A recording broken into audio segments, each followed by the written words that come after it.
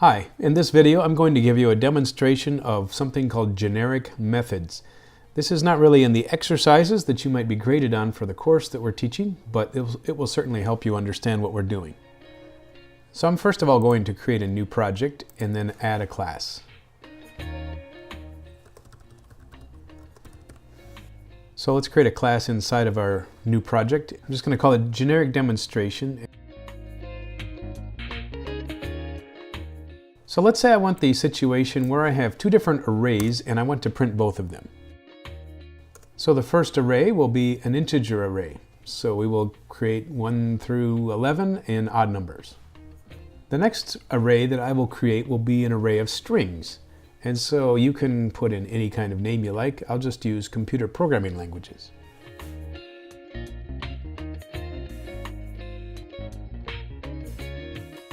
Now let's say I create a new method called printlist and I send it the integer array. How would we implement that? So we would create a public static method. So static has to be static because it's associated with the main method, which is also static. And then the print list will just take an integer list and loop through it with a for each loop and print out the items. So let's see how it runs. And so you can see we have a list down here.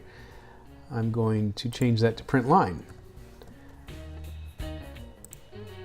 So now let's say we want to print the list of strings.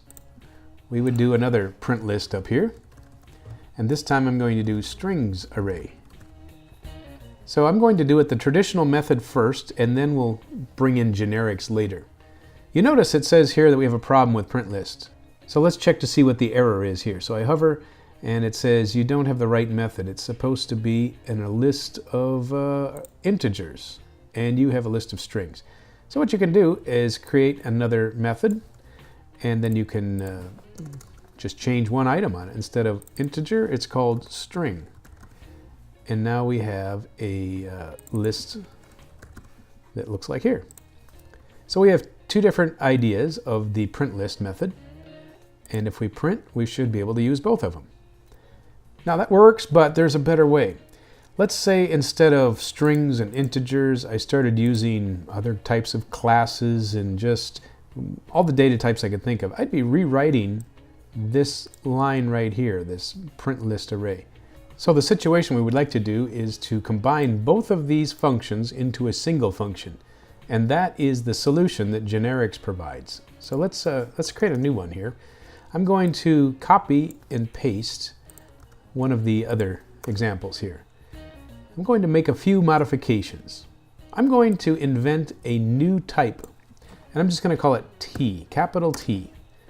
And a capital T stands for type. It's a convention. You don't have to use the letter T, but that's pretty much what everyone does. And then I'm also going to put in here an angle bracket with a T inside of it. Now this is telling the compiler that we are going to have a generic type. And it doesn't know if it's a list of integers or strings or classes of other things, but that doesn't matter. We're going to treat them all the same here. Now down here we're expecting an integer list. I'm going to replace that with a T, and now I have a generic list that says I will take the data type T and I will loop through it. So let's just test to see if this works by commenting out or deleting all the rest of the lines here. So in a sense, these no longer exist. They're in the comments form. So now I'm going to press the go button again, and you can see the results come out equally well, and I only have one function. So there is an example of generics, and we're going to be using that in our next assignment.